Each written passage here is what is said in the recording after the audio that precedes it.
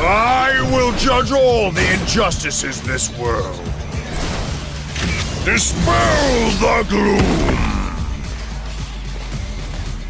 Thanks for your hard work.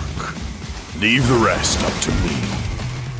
Hey, welcome back to the channel. So here in this Dislyte Academy series for Javid, I'm gonna tell you everything that you need to know about Javid and how he fares compared to Ashley, the one that has a similar role and a similar skill set to Javid. So looking at his skills, Javid can inflict defense down and also sear, and then after that disease. And remember that this disease cannot be resisted. So Javid is a really good choice if you want to go against APAM.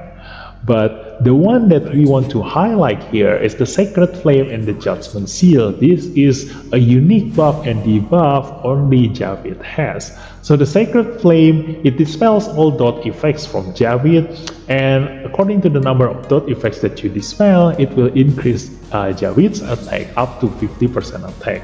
And the Judgment Seal is somehow works similar to Jiangman's Nether Bloom, but instead of the damage going according to Javid's attack, it goes down to 5% of the enemy's maximum HP, up to 50% of Javid's attack. So this is the strength of Javid. So when you are fighting against a stronger enemies, Javid will deal more damage than Jiangman. But then again, Jiangman with a proper equipment, she can also deal insane amount of damage. And the same thing goes for Ashley. Ashley also have a similar kind of mechanic with her Rainbow Bridge. So the difference between this Rainbow Bridge and the Judgment Seal is that the Rainbow Bridge is a buff on Ashley. So when the buff stack goes to 0, even though your allies keep on attacking the enemy, it will not trigger the percentage HP damage anymore. So if you keep the enemy in check, like if you keep on attacking the enemy while your Ashley doesn't get her chance to cast her third skill again, then there will be a downtime for Ashley's percentage HP damage. But for Javid's case, if you can keep the Judgment Seal permanently on the enemy team using your AP down Esper, so you can just keep on pushing the enemy's AP down, not giving them any chance to move, the Judgment Seal will stay permanently on that target on the entire enemy team, and every time you attack those targets, it will deal 5% of the enemy's maximum HP as damage to 2 random targets. So this is the strength of Javid. So in a sense, in a PvE situation when you are climbing towers, where you usually use kind of like a controller like your Aira, your Parmy, your Lucas, your Fritzker, all those controller experts, when you are preventing the enemy from moving, your Javid will deal constant damage. So those are the difference between Javid, Ashley, and Jiangman. But the thing that I want to showcase you here is not their differences or their similarities, but more into their synergy. So I'm gonna bring you to the VR battleground now. So this is what I want to show to you guys.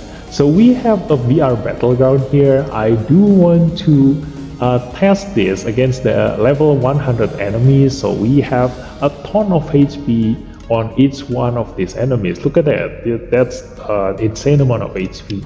So you need to deal percentage HP damage to be able to kill them. So we're gonna compare Ashley and Javid and how well they perform, each one of them. So if I start with Ashley here, I go with this kind of lineup because I don't want to give too much damage to the enemy. I want the damage to purely come from Ashley's percentage HP damage. So all this damage that I'm dealing to the enemy is not much, and the biggest damage will come from Ashley's Rainbow Bridge. So you can see the damage here. It will always gonna come out whenever I deal critical damage to the enemy. So we will see like how much damage we can deal and how fast we are killing these enemies. Look at that. The percentage HP damage is nice to have, you know. Not gonna lie, like every time I pop the rainbow bridge, I'm gonna deal percentage HP damage to my target. But the thing is that if the target is single target, if your attack is single target, then you will pop the rainbow bridge and it will waste your rainbow bridge into just a single target enemy. But if you manage to cast AoE while you have rainbow bridge, then you are maximizing your damage output. So in a sense, you want to have as many AoE DPS as possible when you are bringing your Ashley. But then again, look at it. When you no longer have your rainbow bridge buff, your damage suffer a lot. Like your damage goes down by a lot because you no longer deal percentage HP damage and you need to wait for your Ashley to get her third skill cooldown again to be able to use her third skill again. And while doing that, you can see that I'm just waiting. I'm just waiting for the rainbow bridge buff to come out. And this is how long it took me to kill them. Now I have my rainbow bridge again, and here I can see that my damage output will come out on top again. But yeah, like I said again, like if I don't have the AoE damage to pop my rainbow bridge, it's gonna be a waste. Like look at that, I'm already used up all of my rainbow bridge and I used them all up for a single target damage. And yeah, it's gonna take a long time for me to be able to kill these enemies, level 100 enemies. So in a sense, I'm showing you guys like a simulation on how Ashley gonna perform in places like Tower, Infinite Tower or Calamity Island. This is kind of like a simulation of that. Here I'm gonna test the exact same lineup but with Javid here. So we will see how Javid performs where we already see how Ashley performed just now. So Javid will not deal the percentage HP damage before he moves. So Javid needs to put the debuffs, these Judgment Seal debuffs on the entire enemy team first before he is able to deal his percentage HP damage.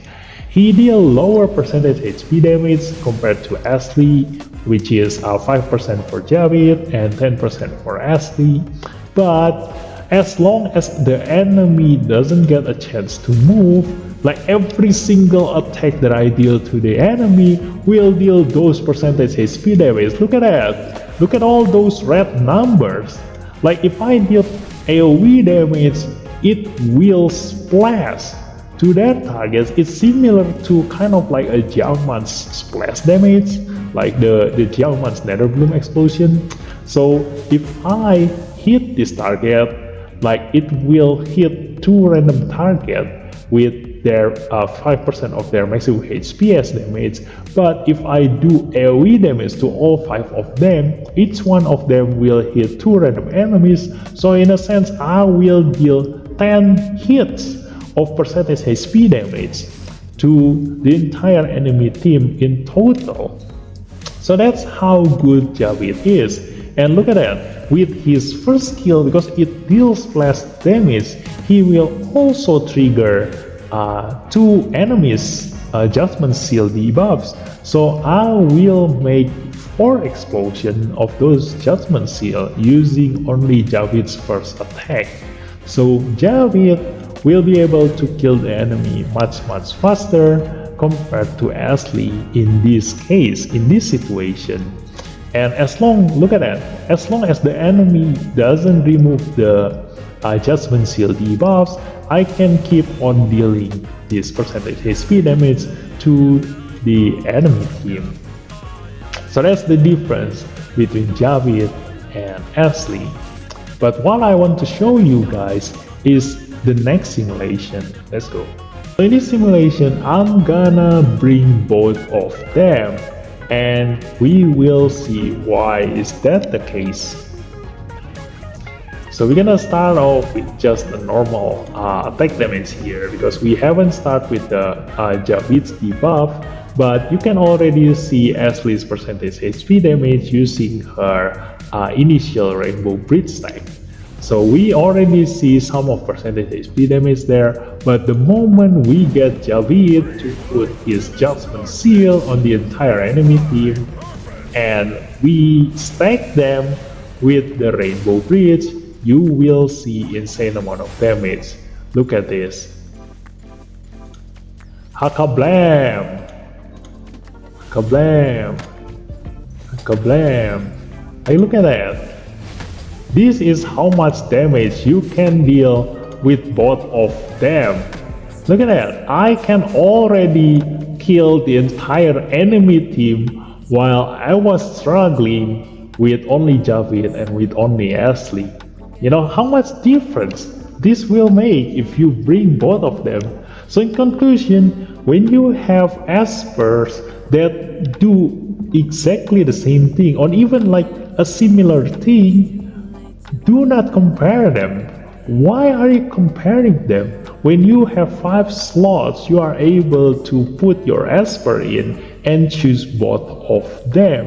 And look at that. In this simulation, you can see that Javid actually performs better than Ashley because Javid's explosion hits for much more targets than Ashley. Like Ashley's percentage HP damage, even though it deals 10% of the enemy's maximum HP, but it only triggers 5 times because you can only have each one of the enemy to trigger once the percentage HP damage. But for Javid's case, his explosion deals percentage HP damage to 2 random enemies. So in a sense, once you hit all 5 enemy Aspers, it will trigger 10 of Javid's percentage HP damage. And the thing is that even though it total to like a 10% percentage HP damage similar to Ashley, basically it's the same as Ashley, but every enemy Asper have different percentage HP, maximum HP. So it depends on the enemy's maximum HP too to get the total percentage HP damage that Javid can deal compared to Ashley.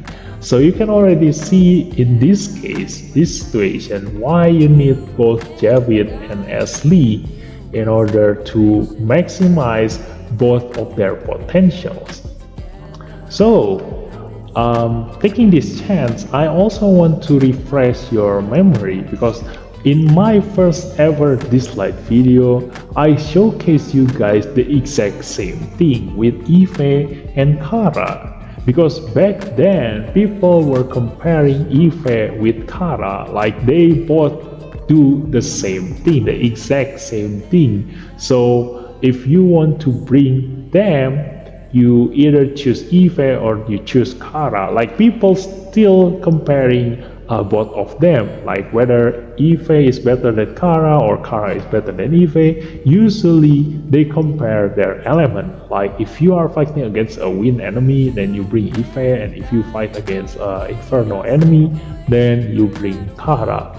But again, the same logic applies here. That was also my first ever video that I make in my YouTube channel, is to showcase you guys you shouldn't compare them. Like you need to bring both of them together, because with both of them together, they can perform twice as good compared to when you only use one of them. You see, because stacking poison requires time. So if you bring both of them, you can stack poison twice as fast compared to only bring one of them. So in a sense, with this kind of lineup, you can stack so many poison debuffs on the enemy team, so they will die much faster. Look at that. Look at that. I can stack my poison so much that the enemy will die twice faster, 2 times faster. So this is why when you see Esper who can perform a similar thing, you need to think to yourself. You need to decide like whether what they perform is actually stackable or is it like overlapping with each other. So in this case, like poison debuffs are stacking, and also percentage HP damage that Javid and Ashley do. So look at that. This is the exact same problem with Ashley and Javid. So in conclusion, like if you think that you need Javid, then do pull for him. Otherwise, if you still think that it's still not urgent enough for me to actually have Javid, like I don't really have any problem with my infinite power or my calamity power or etc, then you can just save your wish zone, and we will see what's the next expert that the Dislyte developer team are going to release. So until then, thanks for watching, and I'll see you next time. Bye bye.